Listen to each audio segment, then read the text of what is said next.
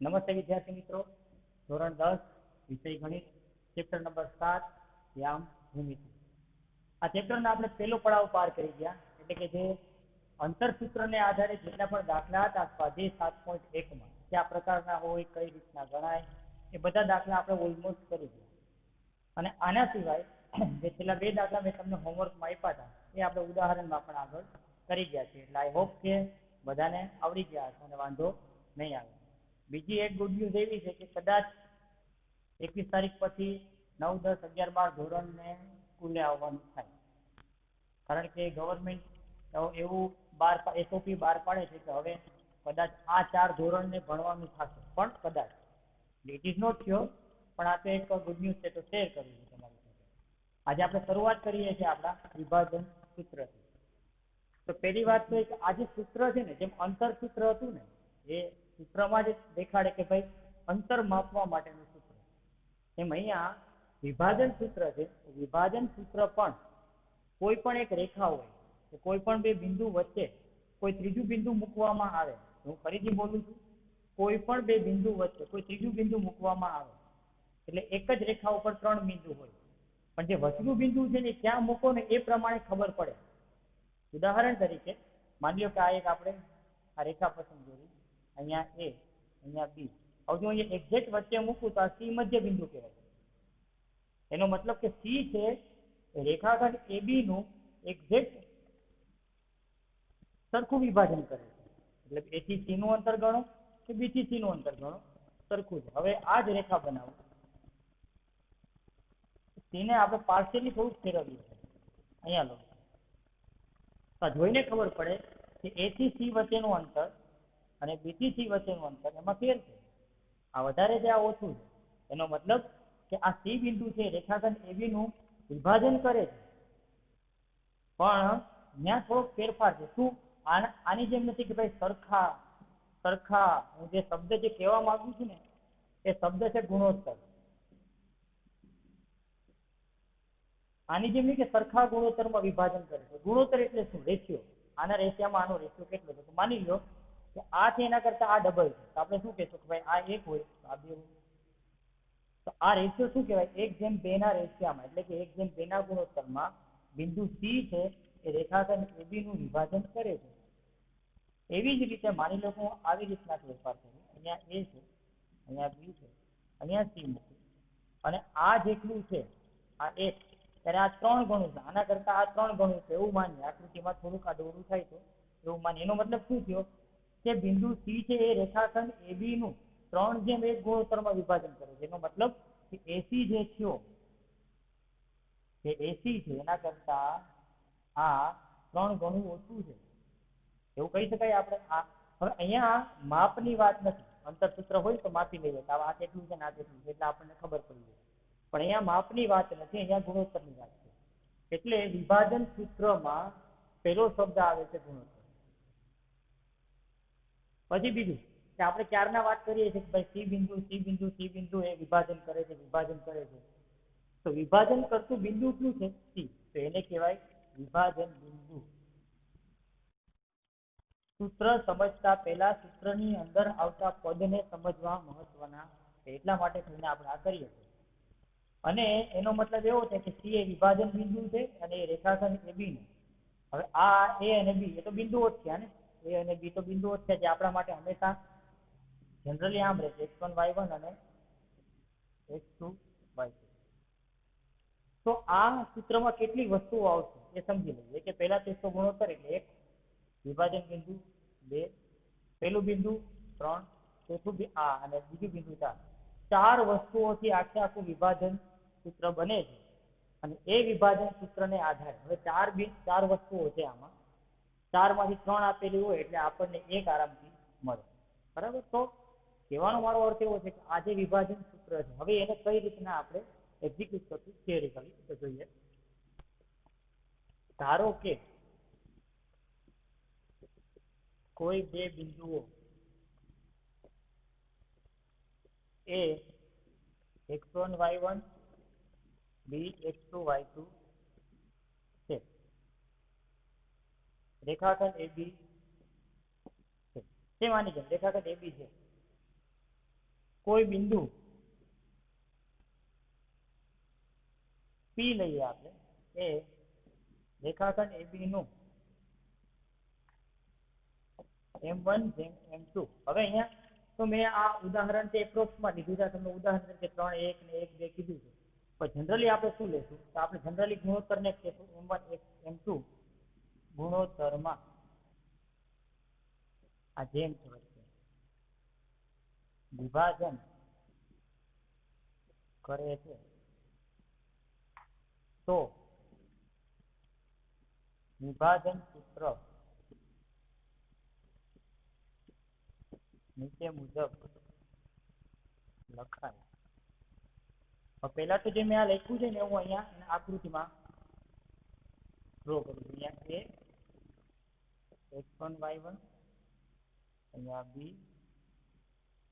x2 y2, અહીંયા આપણું વિભાજન બિંદુ આવે છે P. યુ ડોન્ટ નો આ શું છે? વિભાજન સૂત્રમાં જે કર્તા બનશે ને એ વિભાજન બિંદુ હશે. હમણાં લખશે એટલે ખબર પડી જશે. અને ગુણોત્તર આપણે લીધો છે M1 જેમ M2.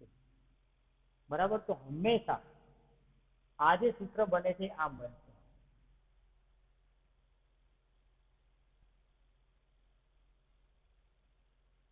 તો આને હું હમણાં લખીશ નહીં એટલે ખબર પડશે. તો સૂત્ર શું લખાશે? P વિભાજન બિંદુ P. આપણે કદાચ ચલો P ને XY કહીએ, અહીંયા પણ P શું બનશે? M1 x2 plus M2 x1 છેદમાં M1 પ્લસ M2. અને અહીંયા સેમ આ જ વસ્તુ, પણ અહીંયા x2 ને બદલે આવશે y2, અહીંયા x1 ને બદલે આવશે y1. M1 y2 plus M2 y1 છેદમાં M1 પ્લસ M2. છેદ બંનેનો સરખો રહેશે. આ જે મળશે એ કોના યામ મળશે? આપણે વિભાજન બિંદુના યામ મળશે. આ વિભાજન બિંદુ P થયું, આ ગુણોત્તર યામ આવી ગયો, અને આમાં બે બિંદુઓ x1 y1 અને x2 y2 પણ આવી ગયા. આ આપણું મૂળ સૂત્ર છે, વિભાજન સૂત્ર. આને આધારે જેમ આની પહેલા સ્વાધ્યાય 7.1 માં અંતર સૂત્રને આધારે દાખલા કર્યા હતા, એમ અહીંયા પણ આપણે ફક્ત અને ફક્ત ઓલમોસ્ટ આ જ સૂત્ર, આના સિવાય બીજા બે સૂત્ર આવે છે, એ સૂત્ર ક્યાં છે એ જોઈ લઈએ. આ કિસ્સો યાદ કરે, થોડોક આમાં ખીચડા જેવું થઈ ગયું છે, પણ આને યાદ કરીએ. માની લો કે આ A B અને એની વચ્ચેનું એક્ઝેક્ટ બિંદુ P છે. તો આપણે વાત કરી છે કે P છે એ માની લો અહીંયા મધ્ય બિંદુ છે. P મધ્ય બિંદુ હોય તો આ તો x1 y1 as it is અને આ x2 y2 as it is. તો મધ્ય બિંદુના યામ શું થાય? તો મધ્ય બિંદુ P ના યામ x1 પ્લસ x2 છેદમાં 2 y1 પ્લસ y2 છેદમાં 2. આ કોના યામ છે? મધ્ય બિંદુના યામ. જો આ થિયરી, જો આ સૂત્ર છે, જ્યારે કોઈ પણ એક બિંદુને એક રેખાનું મધ્ય બિંદુ કીધું હોય તો કંઈ નહીં કરવાનું, એ જે છેડાના બિંદુઓ હોય એ બંનેના x યામનો સરવાળો ભાગ્યા 2, બંનેના y યામનો સરવાળો ભાગ્યા 2. એકદમ સિમ્પલ. હવે ત્રીજું સૂત્ર છે ત્રિકોણનું મધ્ય કેન્દ્ર. કોઈ એક ત્રિકોણ છે A B અને C. A છે x1 y1, B x2 y2 અને C x3 y3. અને આનું મધ્ય કેન્દ્ર હોય. જનરલી ત્રિકોણના મધ્ય કેન્દ્રને G થી દર્શાવીએ છીએ. તો આના મધ્ય કેન્દ્રના યામ શું થશે? ત્રિકોણના મધ્ય કેન્દ્રના યામ. ત્રિકોણના મધ્ય કેન્દ્રના યામ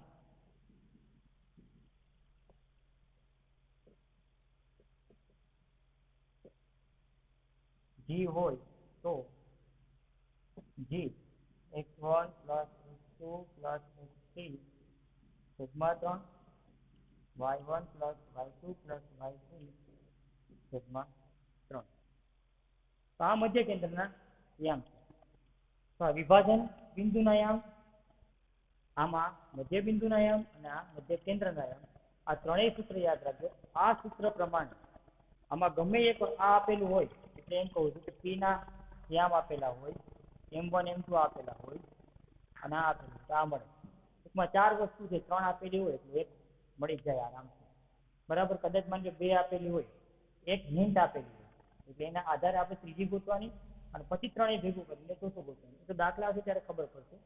પણ અહીંયા એક વસ્તુ, હજી એક નાનકડો એવો પોઈન્ટ કે માની લ્યો કે હું એમ કહું છું કે બિંદુ P એ રેખાખંડ AB નું M1 જેમ M2 ગુણોત્તરમાં વિભાજન કરે છે. M1 જેમ M2 ગુણોત્તરમાં વિભાજન કરે છે એનો મતલબ કે એ તરફથી વિભાજન કરે છે. પણ હું એમ કહું કે બિંદુ P એ રેખાખંડ AB નું M2 જેમ M1 ગુણોત્તરમાં વિભાજન કરે છે એનો મતલબ કે B તરફથી વિભાજન કરે છે. ત્યારે થોડુંક જોવાનું, એ તો દાખલા આવશે એટલે વધારે ખબર પડશે, પણ આ તો ખાલી એક નાનકડું કહેવાય ને કે નોંધ એ તમને હું આપી દઉં છું. તો આ સિમ્પલ આજની હવે પછીના ચેપ્ટરની આ થિયરી છે. આના આધારે આપણે દાખલા ગણશું. પેલા ઉદાહરણ ગણી લઈએ પછી આપણે દાખલા ગણશું. તો ઉદાહરણ 5 સુધી આપણે કરી ગયા છીએ. બિંદુઓ 4-3 અને 8-5 ને જોડતા રેખાખંડનું 3:1 અહીંયા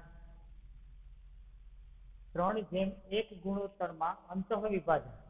કરેક્શન આપી દઉં છું. વિભાજન કયો કે અંતઃ વિભાજન કયો, બે સરખું છે. કરતા બિંદુના યામ શોધો. એટલે આપણે વિભાજન કરતા બિંદુના યામ એટલે વિભાજન બિંદુ ગોતવાનું છે. તો કદાચ આને આપણે આકૃતિ પ્રમાણે સમજીએ તો માની લો કે આ 4-3 એટલે કે આ આપણું બનશે x1 y1. પછી આ બીજું બિંદુ છે 8-5, આ બનશે આપણું x2 y2. 3:1 ગુણોત્તર એટલે અહીંયા 3 આવે, અહીંયા જેમ કરીએ આપણે અહીંયા 1. આ M1 M2 આપણે જે બિંદુ ગોતવું છે અહીંયા P બિંદુ જે આપણને ખબર નથી એ ગોતવાનું છે. આપણે માનીએ કહીએ તો આપણે આ ગોતવાનું છે. જ્યારે આવા કોઈ દાખલા હોય ને આમ આકૃતિમાં બનાવી નાખે ને આવી રીતના, તો આપણને ઇઝીલી ખબર પડશે કે કેવા શું માંગે છે. અહીં આપેલ માહિતી પરથી ધારો કે M1 જેમ M2 બરાબર 3:1.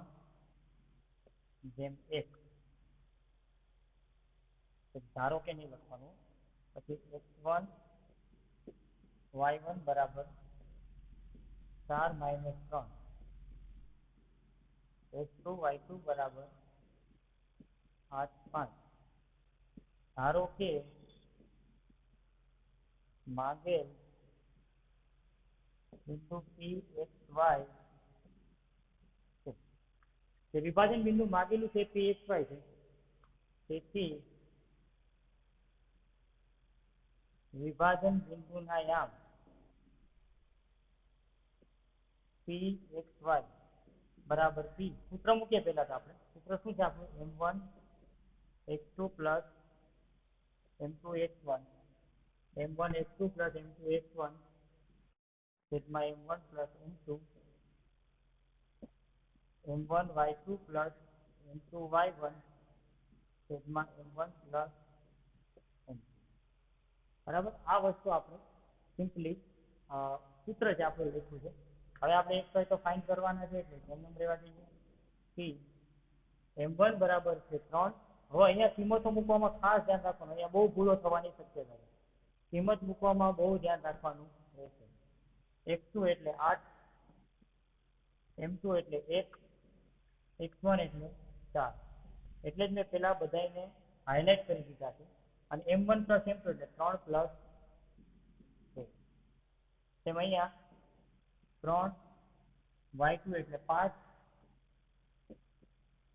M2 એટલે 1, y1 એટલે અહીંયા -3 છેદમાં 3 plus 2. 8 તેરી 24, 4 એકુ 4, 3 ને 4, 5 તેરી 15. પ્લસ માઇનસ આ બધું ધ્યાન રાખવાનું. 3 એકુ 3, 3 ને 1 4, 24 ને 4 28 છેદમાં 4, 15 માંથી 3 જાય તો 12 છેદમાં 4. હવે અહીંયા તમે ડાયરેક્ટ કરી શકો, આપણે 10મા ધોરણમાં છીએ તો 4 + 28 એટલે 7, 4 તેરી 12 એટલે 3. બુકમાં ઉદાહરણ તમને એકદમ ટૂંકમાં કરીને આપ્યું છે, કારણ કે they are thinking that you are in 10th. Right. લોકો સાચું કહે છે કે આપણે ખરેખર 10મા ધોરણમાં છે, પણ શરૂઆત છે. સૂત્ર પછી આપણે પેલો દાખલો વિભાજન સૂત્રનો ઉપયોગ કરીને ગણીએ છીએ, તો થોડુંક આપણે મેથડ શીખી લઈએ તો બધા માટે ફાયદો રહે. કદાચ તમે આવું કંઈ ના કરો અને તમને ડાયરેક્ટ ફાવી જતું હોય, આના આધારે જ તમે M1 M2 X1 Y1 X2 Y2 શોધી અને ડાયરેક્ટ તમે અહીંયા મૂકી શકતા હોય તો ઇટ ઇઝ ઓકે, વાંધો નથી. પણ એવું લાગે કે કદાચ ક્યાંક ભૂલ થાય એમ છે, તો આ કરવામાં કાંઈ મૂંઝાવાની જરૂર નથી. વધીને 3 મિનિટ થશે આ દાખલો ગણશે. તો ખાસ એ વસ્તુનું ધ્યાન રાખવાનું. આ સિમ્પલ દાખલો છે. વિભાજન બિંદુ કઈ રીતે શોધવું એ આમાં આખું સ્ટ્રક્ચર આપી દીધું છે. 4માંથી 1, 2 અને 3 વસ્તુ આપી હતી, ચોથો આપણે ગોતી દીધું. બરાબર. હવે આના પછી ઉદાહરણ 7 આપણે કરી દઈએ. ઉદાહરણ 7.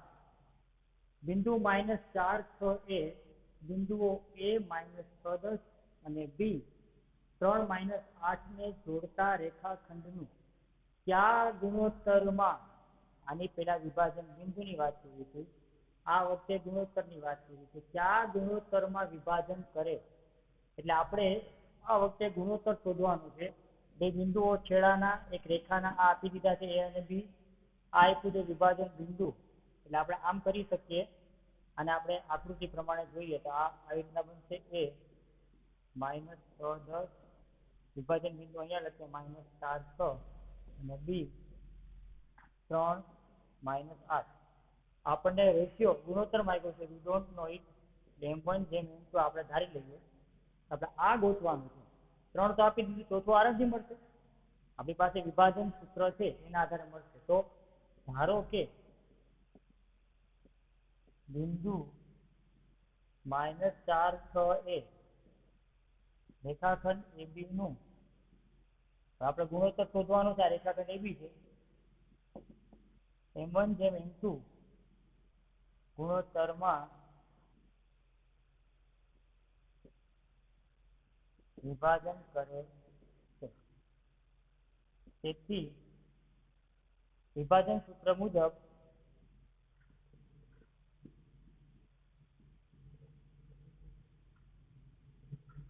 અહીંયા જાય આના બરાબર -4, 6 બરાબર અહીંયા શું થશે? M1 X2 એટલે 3 પ્લસ M2 X1 એટલે -6 અને છેદમાં M1 પ્લસ M2. અહીંયા M1 Y2 એટલે -8, M2 અને Y1 એટલે 10 છેદમાં M1 પ્લસ M2. સૂત્ર છે ને આપણું M1 X2 plus M2 X1 છેદમાં M plus M2, M1 Y2 plus M2 Y1 છેદમાં M1 પ્લસ M2. હવે આને જરાક આપણે શું કરી નાખીએ? 3 ગુણ્યા માં લઈએ. 3 M1 plus minus minus 6M2 છેદમાં M1 પ્લસ M2 અને અહીંયા -8M1 પ્લસ 10M2 છેદમાં M1 પ્લસ M2 અને આ છે -4 અને 4. આ શું દર્શાવે છે? અહીંયા પણ કાઉન્સ XY, અહીંયા પણ કાઉન્સ આ X અને Y. એનો મતલબ કે આ જે મળે છે ને એ આના બરાબર છે. એટલે કે આનો XM અને આનો XM સરખો છે, આનો YM અને આનો YM સરખો છે. આ વિભાજન સૂત્ર કહેવા માંગે છે. જનરલી વિભાજન સૂત્રમાં કર્તા હંમેશા વિભાજન બિંદુ હોય, અને સામે જે મૂકીએ છીએ ને કાઉન્સની અંદર એ વિભાજન બિંદુનો જ XM અને YM બતાવે છે. અને પહેલાના દાખલામાં આપણે જે વિભાજન બિંદુ શોધ્યું ત્યારે જ ખબર પડી આપણને કે જે કાઉન્સની અંદર આ સૂત્ર પ્રમાણે મૂકીએ છીએ ને આપણને જે મળે છે એ એક્ઝેક્ટલી શું છે? તો કે વિભાજન બિંદુના XM અને YM. તો આ XM છે, આ પણ XM છે. કોનો? તો કે વિભાજન બિંદુનો. બંને સરખાવી શકાય. આ YM છે, આ YM છે. કોનો? તો કે વિભાજન બિંદુનો. તો બંને સરખાવી શકાય. અહીં કોઈ પણ એક યામ તમે સરખાવી શકો. અહીં એક યામ સરખાવતા તેનો મતલબ શું થાય કે -4 બરાબર 3M1 -6M2 છેદમાં M1 પ્લસ M2. હવે આ છેદમાં જ આ બાજુ હોય તો અંશમાં, એટલે -4 સાથે ગુણાય 3m1 માઇનસ 6m2 માઇનસ તારા બંનેનો ગુણ છે એટલે -4m1 minus plus -4m2 3m1 minus 6m2. હવે m1 અને m2 એક બાજુ m1 વાળા પદ એક બાજુ ભેગા કરી દઈએ, m2 વાળા પદ એક બાજુ ભેગા કરી દઈએ તો શું થશે? -4m1 3m1 આ બાજુ -3m1 અને આ -4m2 સામે જશે એટલે 4m2 અને -6m2. 4 અને 3 7 પણ માઇનસ આવશે અને અહીંયા 4 માંથી કરે તો -2m2. m2 ને અહીંયા છેદમાં લઈ જાય તો -7 ને અહીંયા લઈ જાય. ટૂંકમાં m1 m2 ને એક બાજુ કરી દઈએ અને આંકડાને એક બાજુ કરી દઈએ તો શું આવશે? m1 ના છેદમાં m2 બરાબર -2 ના છેદમાં -7 માઇનસ ને ઉડી ગયા એટલે શું આવશે? m1 ના છેદમાં m2 બરાબર 2 ના છેદમાં 7 અને આને આમ પણ લખી શકાય m1 જેમ m2 બરાબર 2 જેમ 7. આ મળી ગયા આપણું વિભાજન ગુણોત્તર. સિમ્પલ વસ્તુ છે. તમે કોઈ પણ વાયામ સરખાઈ શકો તો પણ જવાબ આ જ આવશે. બરાબર, એ બુકમાં આપેલું છે. યાદ રાખજો, ઘણીવાર આવા દાખલા પૂછાયેલા હોય ને તો દાખલો આવડતો ના હોય અને અચાનક ચોરી કરવાનો મોકો મળી જાય અને આપણને યાદ આવું આજે તો ઉદાહરણ નથી અને આપણી પાસે પેજ પણ આવી જાય પરીક્ષા વખતે. હવે આ જે બુકના પેજમાં તે લોકો એ વાયામના દ્રષ્ટિકોણથી પણ આ રેશિયો ફાઇન્ડ કરેલો છે. આપણે હવે શું કે નકલ માકલ હોય ને એટલે તાણે ખબર પડે કે ભાઈ આ દાખલો છે સેમ ટુ સેમ આખું કોપી મારી દે ત્યાં સુધી નવું કંઈ ચાલુ ના થાય નીચેથી ત્યાં સુધી, પણ જોઈને કે ખરેખર એક જ વાર ગોતવાનું 2 વાર નહીં એટલે ખબર પડી જાય કે આ ભઈલાએ કોપી મારી છે. ખાસ ધ્યાન રાખવાનું. હું એમ નથી કહેતો કે કોપી મારતી વખતે ધ્યાન રાખવાનું, પણ હું એમ કહું છું કે વસ્તુ કેવી છે કે જે ગોતવાનું કીધું છે આપણી પાસે છે જ, એને ગોતવા માટે થઈને જે 3 વસ્તુ આપણી પાસે હોવી જોઈએ છે.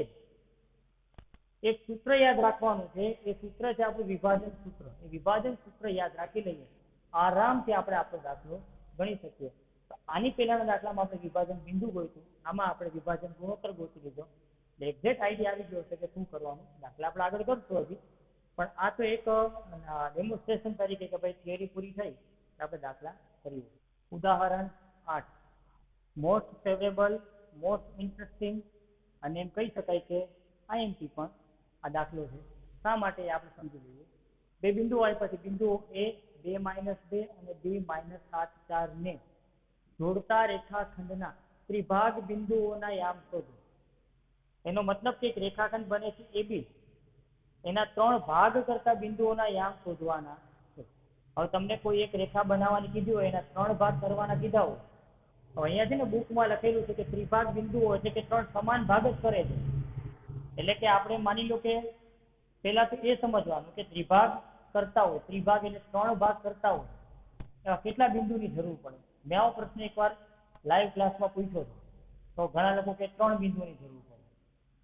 3 ભાગ કરવા માટે 3 બિંદુની જરૂર પડે ખરેખર? જોઈએ છે કે આ આપણી એક રેખા છે એ 2 - 2 ને B - 7 4 અને 3 ભાગ કરવા છે તો કેટલા બિંદુની જરૂર પડે? માની લો કે 1 અને 2 થઈ ગયા 3 ભાગ, 1 2 અને 3. તો કેટલા બિંદુની જરૂર પડે ખરેખર? 2 બિંદુની જરૂર પડે છે. એને આપણે નામ આપશું P અને Q. P ને આપણે કહીએ AB અને Q ને કહીએ CB. આ ધારણા બરાબર.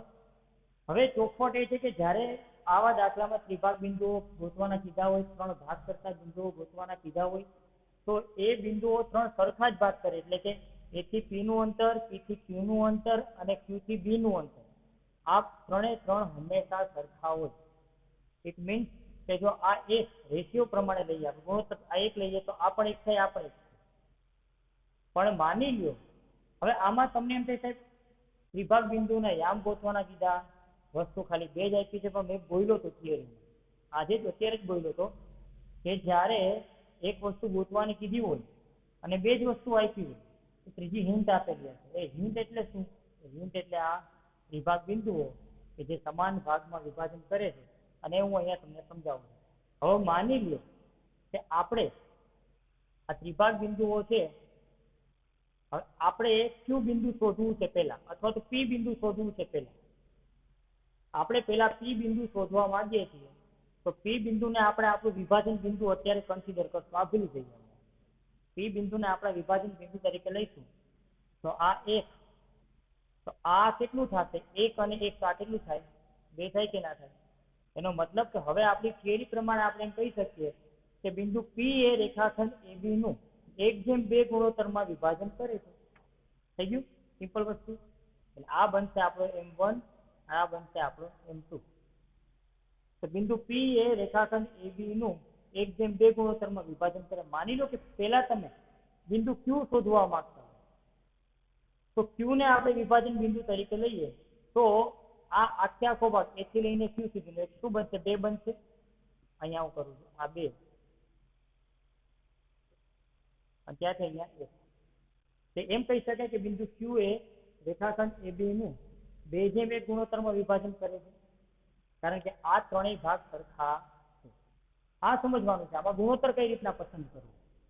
ગુણોત્તર આપેલું નથી, પણ આપેલો છે, ઇનડાયરેક્ટલી આપેલો છે. હવે આપણે આના પ્રમાણે ધારો કે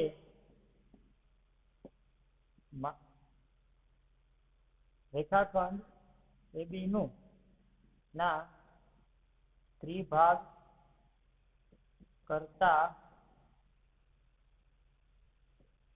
બિંદુઓ P, AB અને Q, CD છે. આ ધારી લીધું આપણે. બિંદુ P, AB એ રેખાખંડ AB નું 1:2 ગુણોત્તરમાં વિભાજન કરશે. તેથી શું આવશે? PAB. હવે સૂત્ર મૂકી દઈએ આપણે. PAB બરાબર P. હવે આ હું કાઢી નાખું છું, એટલે કઈ વધારે સૂત્રો ના થાય, અને આ જ રાખીએ છીએ આપણે. તો શું થશે? PAB માટે વિભાજન સૂત્ર મૂકવાનું છે. તો M1 X2, M1 એટલે આ M1 છે, આ M2 છે. M1 X2 એટલે શું આવશે? 1, અને X2 એટલે -7, પ્લસ M2 X1 એટલે M2 એટલે 2, X1 એટલે 2, છેદમાં M1 પ્લસ M2 1 પ્લસ 2, તેમ M1 Y2 એટલે 4, પ્લસ M2 એટલે 2, અને Y1 એટલે -2, છેદમાં 1 પ્લસ 2. તો P -7 પ્લસ 4 છેદમાં 3, અને 4 × 4 પ્લસ માઇનસ માઇનસ 2 × 4 છેદમાં 3. શું આવશે? P 7 માંથી 4 જાય તો 3, -3 છેદમાં 3, આ 0 ના છેદમાં 3. તો P કેટલું મળશે આપણને? -1, 0. મતલબ એક વિભાજન કરતું બિંદુ આપણને મળ્યું P -1, 0. બરાબર. આપણે Q ગોતવાનું છે. હવે આપણે એને સાઈડમાં મૂકીએ. P આપણને મળી ગયું. હવે અહીંયાથી આકૃતિ, આ ભાગથી આકૃતિ અલગ કરું છું. તો આ આકૃતિ આમ બનશે. આ P, આ Q, અને આ B. AB, સોરી, P આપણને મળી ગયું. P શું મળ્યું આપણને? -1, 0. Q આપણે CD લીધા છે, અને B -7, 4. તો જો છે તો આ ત્રિભાગ બિંદુ, અને આપણે પહેલા કીધું હતું મેં, આ 1, 1, 1. તો જ્યારે આ મળી જાય તો Q એ રેખાખંડ PB નું મધ્ય બિંદુ થાય કે ના થાય? ઓબ્વિયસલી થવાનું જ છે, કારણ કે આ બધા સરખા ભાગ જ છે. આ સરખું તો આ સરખું, તો Q છે એ રેખાખંડ PB નું મધ્ય બિંદુ થાય. આ એક બિંદુ શોધી લીધા પછી બીજું બિંદુ આપણે ગમે એ રીતે શોધી શકીએ. તમે કદાચ Q ને લઈને ગુણોત્તર પેલો મેં હમણાં કીધું તે પ્રમાણે 2:1 કરીને પણ તમે Q બિંદુ શોધી શકો. આ જોઈ કેવી રીતે. અહીંયા હું મધ્ય બિંદુ વાળી થિયરી વાપરું છું, એટલે આપણે બે થિયરીનો એક્સપિરિયન્સ થઈ જાય અને પ્રેક્ટિસ પણ થઈ જાય. અહીં બિંદુ Q CD એ રેખાખંડ PB નું મધ્ય બિંદુ છે. તેથી મધ્ય બિંદુ Q CD બરાબર Q શું આવશે? મધ્ય બિંદુના યામનું સૂત્ર x1 પ્લસ x2 ના છેદમાં 2. x1 એટલે આ x1 y1 બનશે, આ x2 y2 બનશે. તો અહીંયા આવશે -1 પ્લસ -7 છેદમાં 2 અને 0 પ્લસ 4 ના છેદમાં 2. તો Q -1 -7 થશે એટલે -8 થશે છેદમાં 2 અને 4 ના છેદમાં 2. એટલે Q 2 ચોક 8 2 દુ 4 -4 2. આ મળી ગયું આપણને આપણું બીજું બિંદુ -4 2. તેથી માંગેલ વિભાગ બિંદુઓ -1 0 અને -4 2 મળે. બરાબર. મેં આની પહેલા કીધું કે ઇન્ટરેસ્ટિંગ દાખલો છે અને આમાં ઘણી બધી થિયરી આપણને સમજાઈ જાય કે કઈ રીતના ગુણોત્તર ના આપેલો હોય તો ગુણોત્તર કઈ રીતના મળે, થોડોક વિચાર કેમ કરવો. એક બિંદુ મળી જાય તો બીજું બિંદુ ઓટોમેટિકલી મધ્ય બિંદુ બને એ પણ આમાં ખબર પડે આપણને. બરાબર. તો આમ દાખલો સહેલો છે પણ થોડોક મગજ ભાગ એવો છે. આઈ હોપ કે સમજાઈ ગયો હશે. ના સમજાય તો મને કહી દેજો, પાછું સમજાઈ દઈશ. અને હવે પછી આજનું લેસન છે ને, આ દાખલા છે ને, એ પાછા તમારે તમારી કોપી બુકમાં લખવાના છે. કારણ કે આવતીકાલથી તમારું આને અનુરૂપ લેસન હું તમને આપીશ. આજનું લેસન છે, આજની થિયરી, આ જે સૂત્ર છે એ 5 વાર વિભાજન બિંદુનું સૂત્ર, મધ્ય બિંદુનું સૂત્ર અને ત્રિકોણના મધ્ય કેન્દ્રનું સૂત્ર એ 5 વાર લખવાનું રહેશે. અને આ બધા જે ઉદાહરણ છે એ પણ તમારે લખવાના રહેશે. બાકી આપણે આવતીકાલે મળીશું. Thank you.